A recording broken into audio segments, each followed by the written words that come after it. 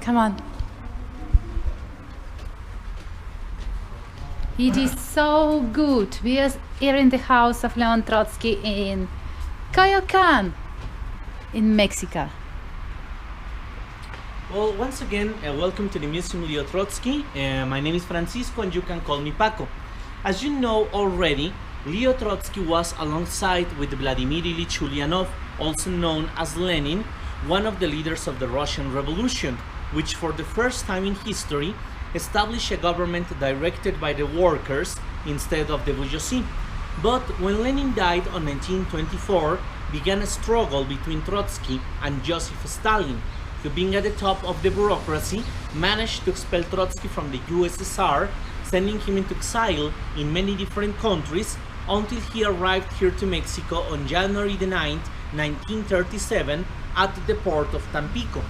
Unlike other countries where Trotsky was pretty much an unwanted guest, here in Mexico the President Lázaro Cárdenas even sent the presidential train to transport him safe from Tampico to Mexico City. And when he and his wife Natalia arrived here, they first lived during 2 years as guests in Frida Kalo's famous blue house, which 2 years. 2 years in Frida's house. And well, until Trotsky and Frida's husband, the artist Diego Riviera, had a big argument and Trotsky and Natalia had to leave.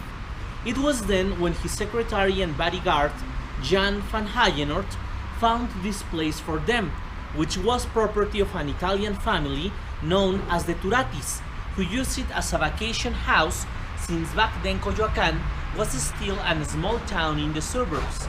As a matter of fact, the highway over there used to be a river in those days. That's why it's still called Rio Churubusco. The house originally consisted in the red T-shaped building and the watchtower in the bottom. But so that Trotsky could live here safe enough, they built an additional house for his Mexican and American volunteer guards to live in it. They built some additional watchtowers and they made the walls higher. You will notice how the part made out of volcanic rock is the original wall and the part made out of bricks is what was added to make it harder to break into the house. Those were the rabbit cages, and this used to be a hen's house. Eventually the house was bought by the Socialist Workers' Party from the United States so that Trotsky could move in on May the 5th, 1939. This Socialist Workers' Party was a member of the Fourth International, the worldwide political organization that Trotsky led against Stalinism. And well, over there is him. And what was the arguments in between Diego Riviera and Trotsky? Well, many people believe this was about some personal affair between Trotsky and Frida. But if that did happen, it may have happened on June 1937, and Trotsky didn't leave the Blue House until 1939. The real ground for his disagreement with Diego Riviera was Diego's ambition of becoming the leader of Mexican Trotskyism. But Trotsky denied him that chance, since he believed that Diego didn't have the right political background to give him that kind of responsibility. But Diego was so mad at him that he even supported a right-wing candidate against the President Cárdenas' government. And since Trotsky was the guest of a left-wing President Cárdenas, Trotsky hadn't any other chance but leaving the Blue House.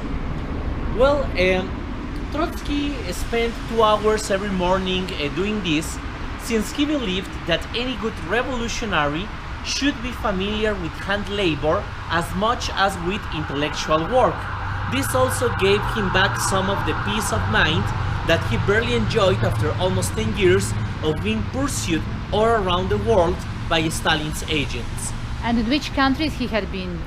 He was in Turkey, France and Norway before arriving here to Mexico. Why didn't he stop somewhere there? France, for example, didn't accept him or what? No, he stayed for a time in France, but he was expelled from France because of the influence that Stalin had in the social democratic government that ruled France by that time.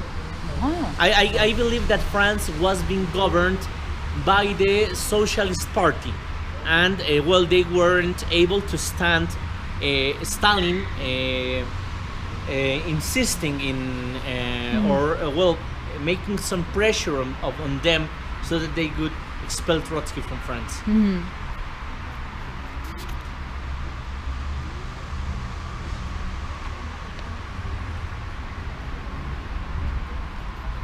So now in the guard's house we will take a look at some pictures of Trotsky's life in the late days of the Russian Empire and the early days of the USSR.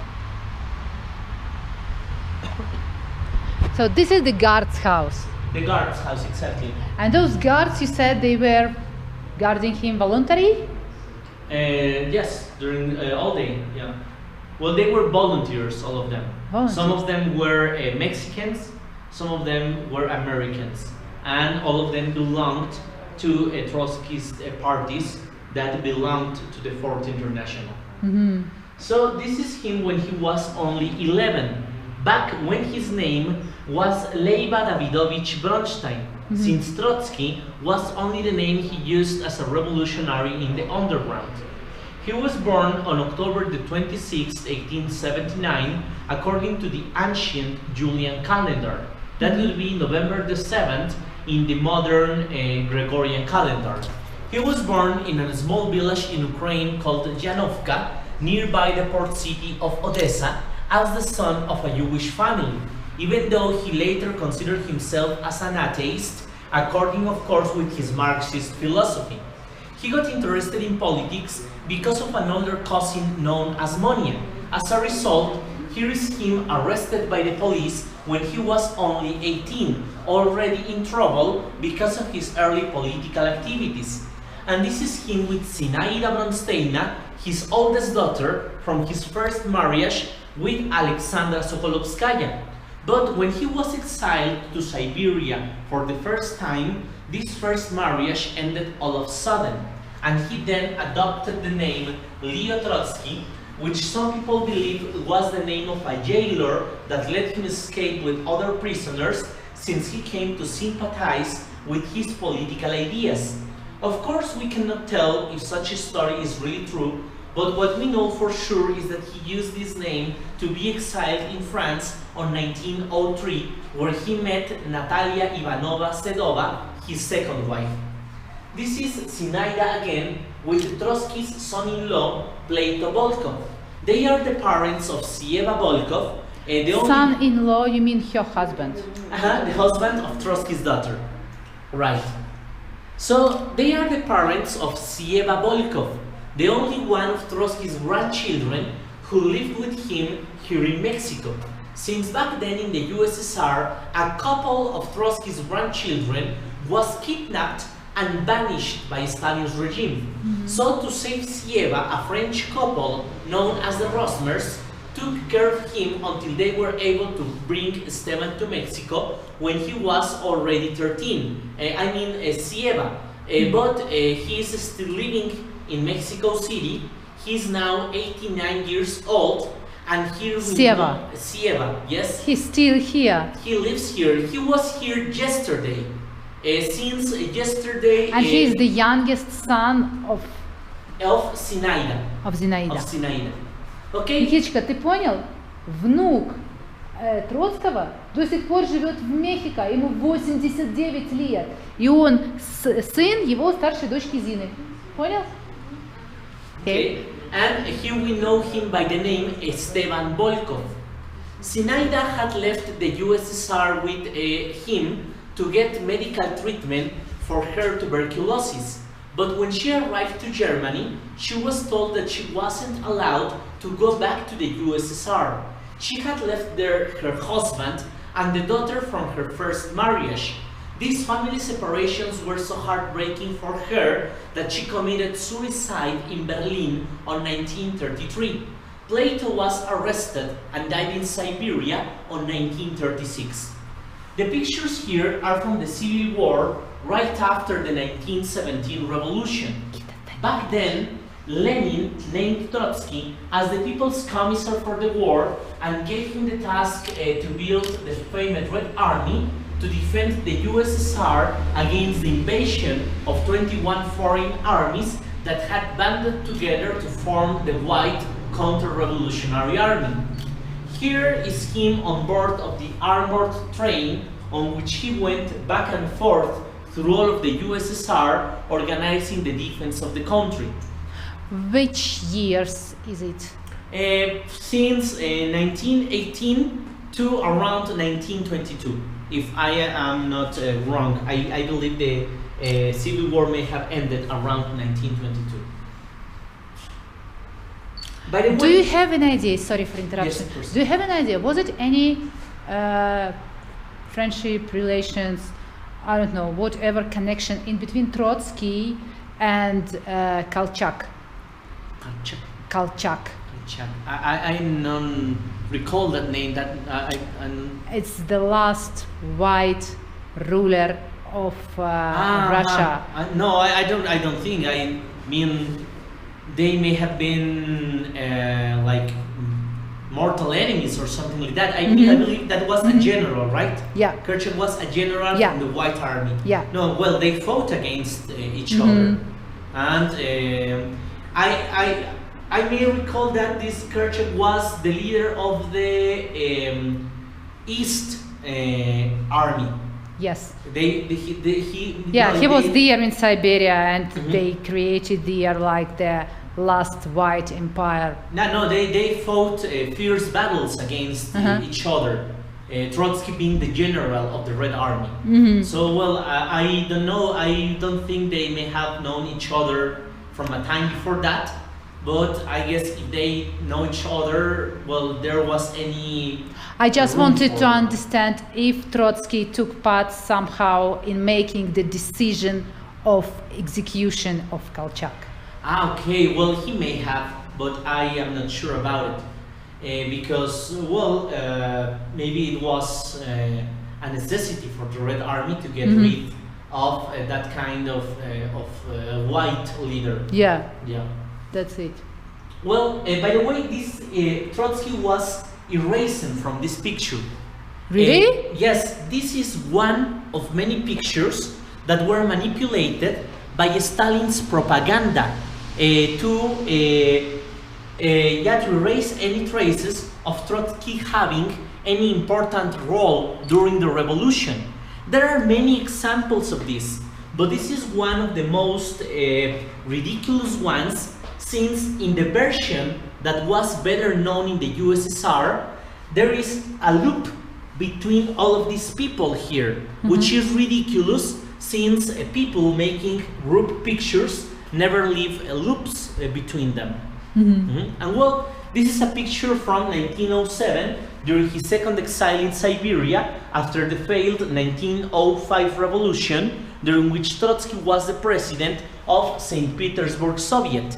He managed to escape the second time on a sled pulled by deers through the snow to meet Natalia in Finland, having the help of a native Siberian guide. These are the famous Red Army hats, and I guess you may also be interested in this picture of the original members of the Bolshevik party. By this time, the only survivors were Stalin, Trotsky, Stasova, Alexandra Kollontai, and Stasova, who was Lenin's secretary. A professor from Moscow told me a year ago that in the 50s, Stasova reappeared after Stalin's death. When she felt herself again safe, she once again showed she reappeared alive after Stalin's death.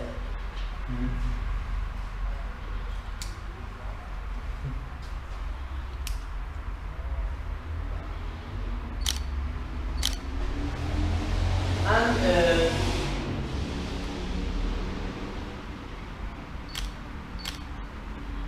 this picture is the most famous of the ones from which Trotsky was banished, so that Stalin would appear as Lenin's natural successor in the workers' eyes. I believe that the relation between the three of them was very well portrayed by George Orwell's Animal Farm novel. You may recall these three pigs leading a rebellion against a farmer, and old mayor representing Lenin, Napoleon representing Stalin, and Snowball representing Trotsky.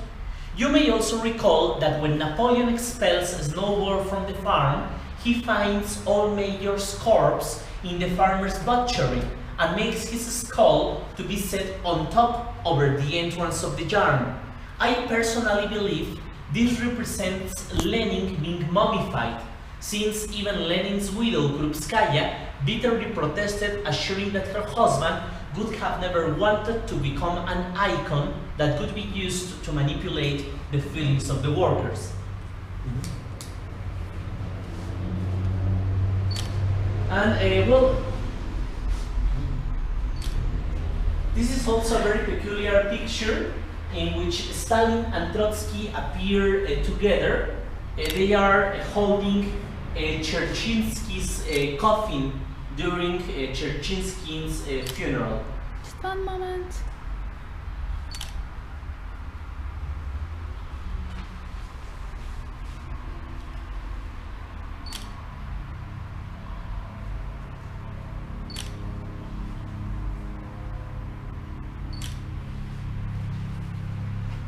Here are them, Trotsky and Stalin holding Cherchinsky's coffin during Cherchinsky's funeral.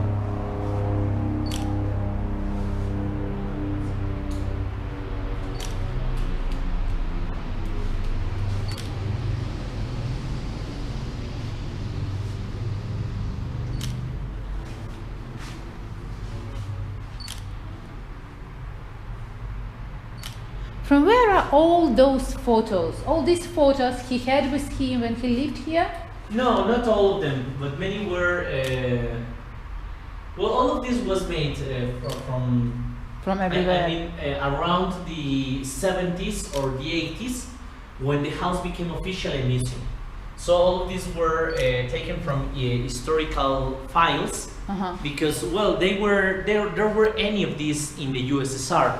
But many people that collaborated with Trotsky in the Fourth International kept all of this information. Well, so this map shows us Trotsky all around the world. As you know already, the February 1917 revolution tried to transform Russia into a federated republic. That's why Lenin been exiled in Switzerland and Trotsky been exiled in New York City. After having been expelled from France, they rushed to get back to Russia to participate in the October Socialist Revolution. But by 1928, Stalin had already full reign of the Bolshevik Party and managed to expel Trotsky from it, sending him to Alma-Ati in the former Soviet Republic of Kazakhstan. When he was taken the Soviet citizenship away from him, he got refugee in Principo Island in Turkey in the stretch of the Bosphorus, nearby the city of Istanbul, and when the house he lived in Turkey was set on fire, he fled to France, where he began building what would become the Fourth International, since Stalin had already corrupted the Third International that Lenin had funded. Back then there was a huge workers' strike in France. He got again deep in trouble and next went to Oslo, where the Norwegian government was so afraid of Stalin that they kept Trotsky arrested in his house. When this became unbearable, they put him on board of an oil ship and didn't even tell him where he was heading to. He feared it would be a trap and this ship would sink in the middle of the ocean. But before leaving Europe, he learned that President Cárdenas had offered him asylum due to the intervention of Diego Riviera and the Mexican Trotskyist Octavio Fernandez, and even after Franklin D. Roosevelt had denied him asylum in the United States. Why he denied him asylum in the United States? Because he was, of course, a socialist, but also because that could have made more difficult the relations with Stalin's regime. So it was a diplomatic affair, but also a political affair, since Why did United States care about Stalin's rules? Well, because in fact, Stalin was, I believe, helpful for the United States since Stalin had stopped all of the revolutionary aspects of the Soviet regime. So it was okay, I believe that it was for the United States okay for Stalin to stay in the USSR as long as revolution didn't expand through all of the world. And well, here is him fishing in Norway, him fishing in Turkey, and him with Natalia and Leo Sedov in Kazakhstan.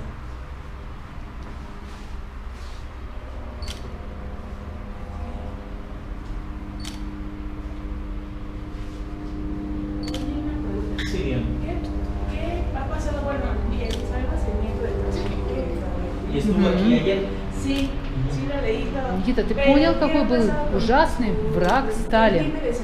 Si tiene 4 hijas, él se casó con Palmira Fernández, una exiliada de la Guerra Civil Española.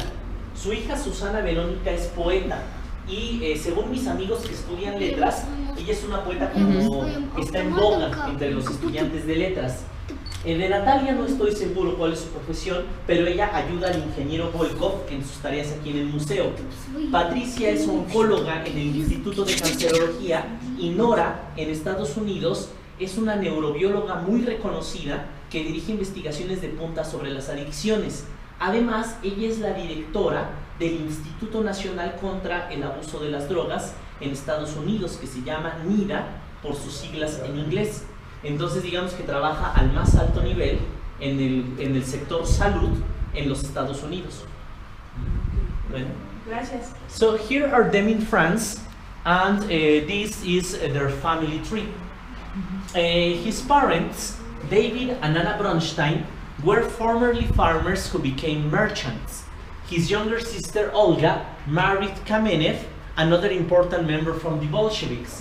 With Alexandra they had Zinaida and Nina, who married Man Nevilson, who died in Siberia in 1938. She had died 10 years earlier from tuberculosis, and their children, Leo Nevilson and Bolina Nevilsona, are the ones who went missing. Alexandra looked for them desperately before being exiled herself to Siberia. With her first husband, Sakar Moglin, Zinaida had Alexandra Moglina, who was sent to Siberia being still a little girl, but managed to survive and died in Moscow until 1989. Sieva, known in Mexico as Esteban, married Palmira Fernandez and exiled from the Spaniard Civil War, and they had 4 girls together: Susana, Nora, Natalia, and Patricia. Patricia is an oncologist now here in Mexico City, and Nora in the United States is a well-acknowledged neurobiologist who leads cutting-edge research on addictions. Plus, she is the head of the National Institute for Drug Abuse. With Natalia, they had Leo and Sergei Sedov. Sergei stood in Moscow, confident he could be safe as long as he didn't get involved in politics. Nonetheless, Stalin made him to be executed on 1937. Leo was Trotsky's right hand in the Fourth International and was poisoned when recovering from a surgery in a hospital in Paris on 1938. Sergei's daughter Julia was exiled in the United States, and Leo Sedov Jr. vanished without leaving any traces, being possible he may have changed his identity to be safe. And now I would like to show you the house in which Trotsky lived the last year of his life.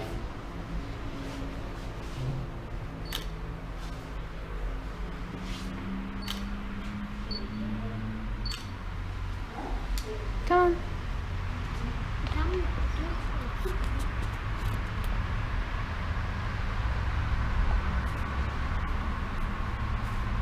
Вот такой дворик, здесь он курочек кормил по утрам.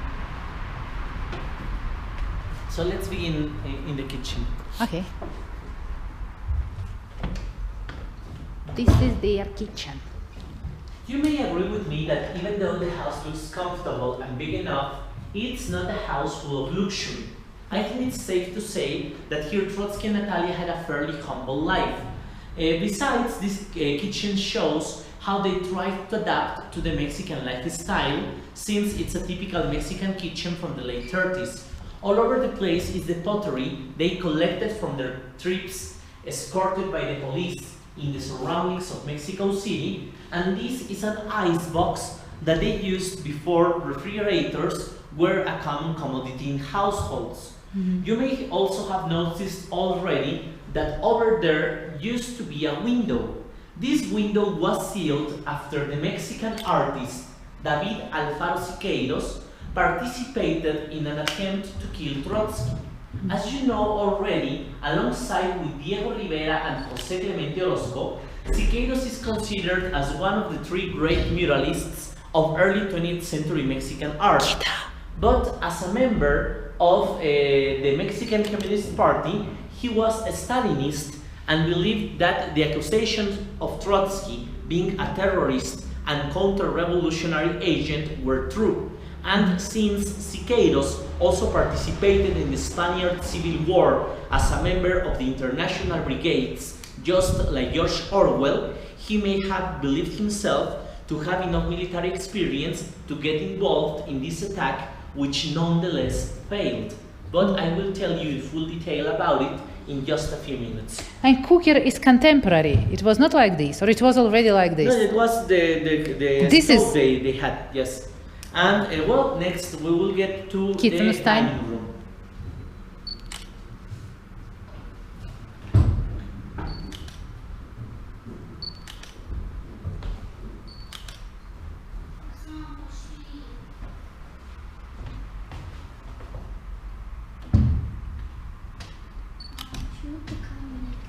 Мне некуда спешить.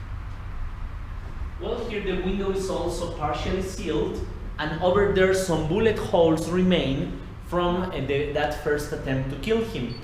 Here we also have an old Wolf radio and a telephone from that time. We will now get to Natalia's and Trotsky's secretary's office.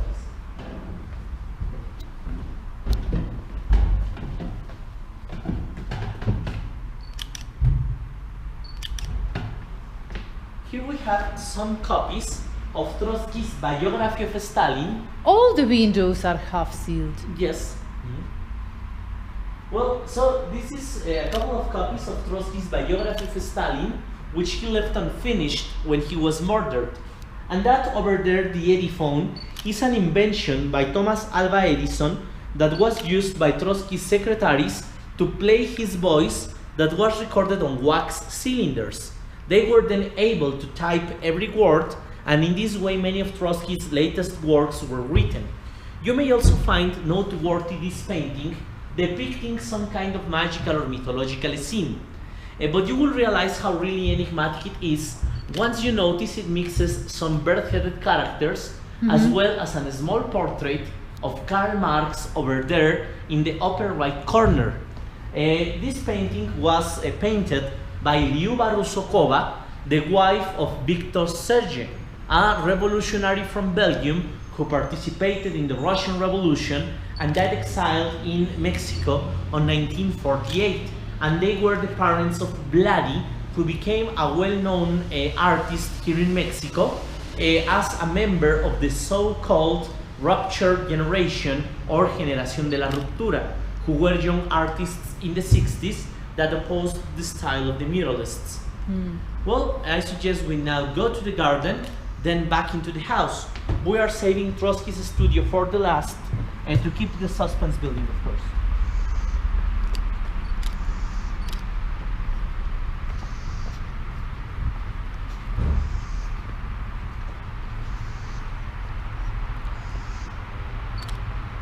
Well, that was the original door, which Trotsky made to be sealed since it was unsafe.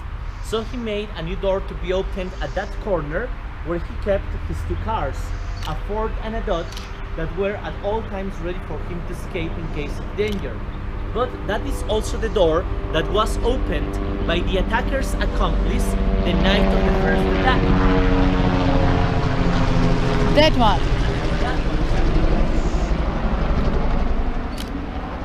the night of May the 24th, 1940, the American guard Robert Sheldon Hart allegedly betrayed Trotsky by opening the doors for the attackers to break in. They split into parties. The first one headed to the guard's house and shot against it so that the guards weren't able to react in time. The rest stood here during 5 minutes, shooting through the windows and doors, trying to bring down Trotsky and his family. They survived the attack against all odds, and Siqueiros and the rest of the attackers escaped on Trotsky's cars, taking Robert Sheldon along with them, who was found dead 1 month after the attack in the outskirts of Mexico City. Well, you may wonder how it come anybody went in to confirm Trotsky's death. According to the newspapers of that time, they left a little more than 200 bullet shells all over the place, so they were in a big measure confident that Trotsky wouldn't have survived such a vicious attack. But on the other hand, the attackers were known for not being professionals, but rather volunteers from the Mexican Communist Party. And they say that in order to control their nervousness, they got drunk that night. But as a result, they also escaped without having accomplished their task. After this attack, the doors were made smaller and they were armored to protect the family better. Now we are going into Trotsky's grandson room.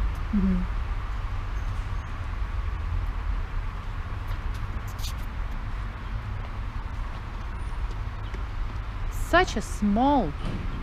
Никита, заходи. Заходи и стань там. Стой. Вот какая крошечная дверь.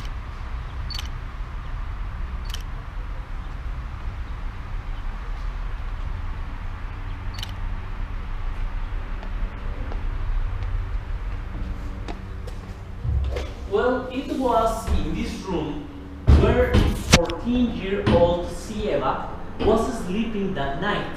When the shooting began, he pushed the bed away from the wall and then went under the bed to protect himself, but was the only one who got hurt when a bullet scratched one of his feet. He then overheard one of the attackers saying something about the bombs being already in place. These bombs were meant only to set the house on fire in order to destroy Trotsky's files and his library. But Sieva was so frightened, he believed the entire house was going to blow in pieces. So Trotsky's most anguishing memory from that night, he would later write about, was the voice of his grandson calling for him in tears so they may escape, since the boy believed the house was going to explode in any minute. Here you can take a look into the dressing room, and when we get to Trotsky and Natalia's room to the left, you will also be able to take a look into the bathroom.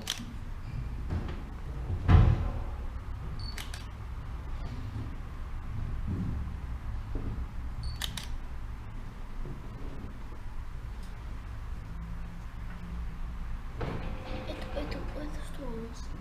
Ты смотри, туалет, а там дальше ванная. Это комната, в которой сын жил Троцкого. Well, here on the table are the portraits of Natalia and both of their children.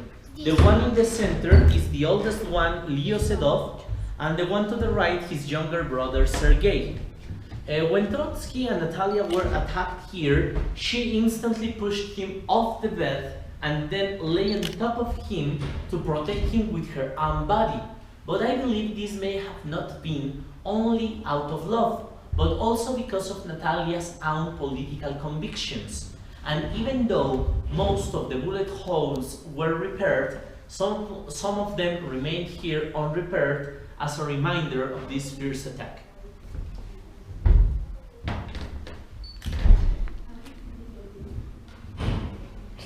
Подожди, пожалуйста. Встань вот там, я хочу сфотографировать, какая дверь маленькая.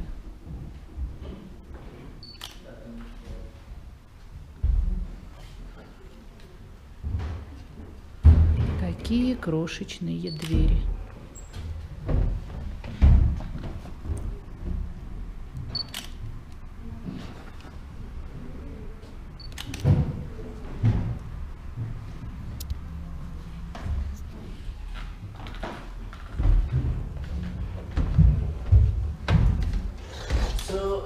here Trotsky had a small bed to rest a few minutes from time to time, since in his late 50s he began suffering from headaches provoked by high blood pressure.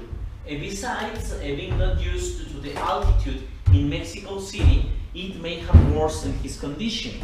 This is the device that he used to record his voice on wax cylinders, and those are the cases in which these wax cylinders were kept. This is also the place in which Trotsky was attacked by his murderer. Ramon Mercader from Catalonia was a Republican fighter during the Spaniard Civil War, and his mother, Caridad del Rio, was the mistress of Leonid Aitinton, one of Stalin's Secret Service top-ranking officials. In this way, Mercader was chosen to have a professional training as a secret agent, and he made up a fake identity, pretending to be a journalist from Belgium under the name Jacques Monard. And he met in Paris on 1938 Sylvia Agelov, the sister of one of Trotsky's American secretaries. He seduced her and convinced her to come together to Mexico. In the beginning, he waited for Sylvia outside the house in his car, pretty much the way any boyfriend would, having some small talk with the guards about cars and sports. Then began doing chores for the people surrounding Trotsky by driving them wherever they wanted to go in Mexico City. And whenever he had the chance, he made presents for Sieva, becoming sort of a family-friendly figure. But only 3 months after the failure of the first attack, he showed up bringing a political dissertation he had written himself and asked Trotsky to make corrections on it. He agreed and told Mercader to come back 3 days later, on August the 20th, 1940, and since the guards didn't check on him anymore, he was able to hide an ice axe under his raincoat.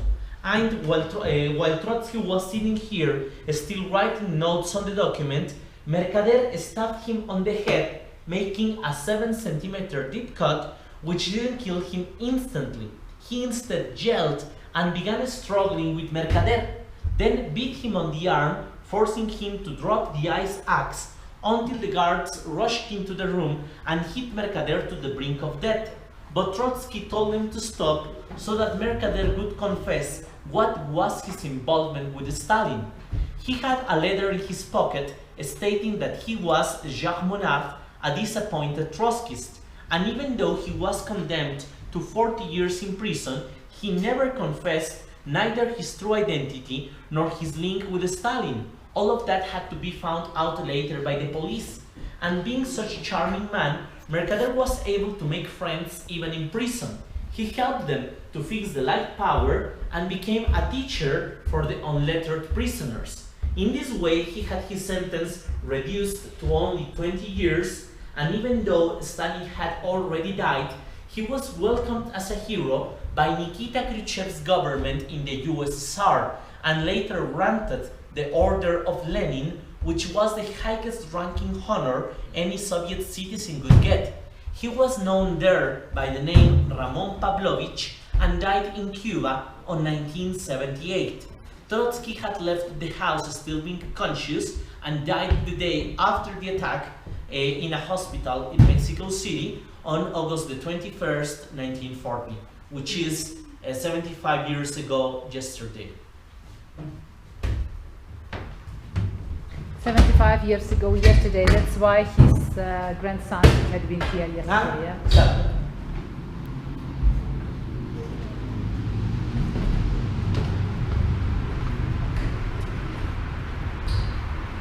Here is a peculiar detail.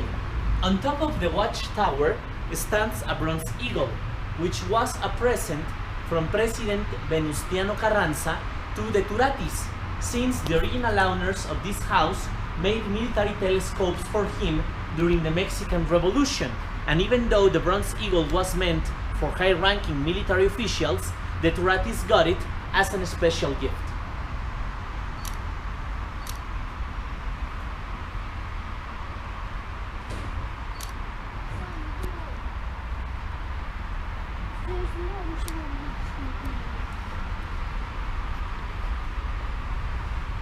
Пойдем, проходи.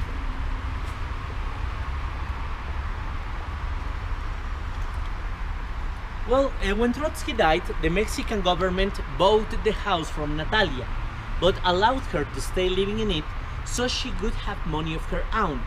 Sieva lived with his family in the guard's house until 1972, and they were in some way the first tourist guides, since when curious people knocked at their door, they showed them the place around. It became officially a museum in 1975, went under repair in 1984, and was reinaugurated in 1990 when it became the Institute for the Right to Asylum and Political Liberties. And Natalia lived here for almost 20 years, but when she was almost 80, she went to France, maybe so that some close friends would take care of her. She died there in 1962, but made her ashes to be brought here to Mexico to rest right here alongside with her husband's ashes in the back part of this memorial. But before showing you the front part of it, I would like to show you also the sign over there at that corner, which has a peculiar story of its own.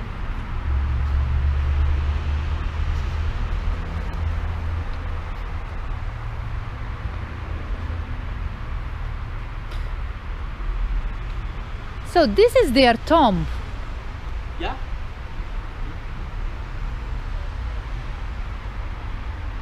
Why he was not buried on the cemetery? What was the reason to put him here? Well, I am not really sure about that, but I know that Natalia wanted to join him. So maybe that was the easiest way. Because, well, I don't know. I don't know for sure, but I guess that it would be easy for her to be reunited with him when both of them passed away. The same house with the land, it belonged to Mexico. Mexican government, right? And they just let them stay here. And after his death, they just let Natalia stay here. And Esteban's family also. And Steven's family also. Okay, and then when Natalia died, what was here? She was buried here. Her ashes. Her they ashes. were incinerated. Yeah. And the ashes of both of them rest there. And the same house was turned into some kind of museum immediately. It was never used. No, it was never used. I mean, when Esteban's family left in the early 70s, then it became a museum. But Steven's family. They had to struggle so that it would become a museum, because there were some Stalinist people trying to influence the government in this becoming something else. They didn't want even the memory. Even the memory, yes. They wanted this to become they had many projects. This becoming a library, a kindergarten, and many other things. Whatever. Anything but a museum. But Esteban's family had to struggle so that this could become a museum and Trotsky's memory would remain here. Well, Trotsky made this sign to be set here since he apparently believed in Robert Sheldon's innocence. Even though everybody pointed at Sheldon as a traitor, Trotsky insisted that he was tricked into opening the door and didn't escape, but was rather kidnapped. Of course, it may have happened that way, but it's very unlikely. At least for me, it is hard to imagine that anybody having such a delicate responsibility would make such a huge mistake as letting in a group of maybe killers. Anyways, Trotsky refused to acknowledge this, or maybe he just wanted to point at Stalin as responsible for the murder of this 25-year-old American guard. And now, let's finish over there at the memorial.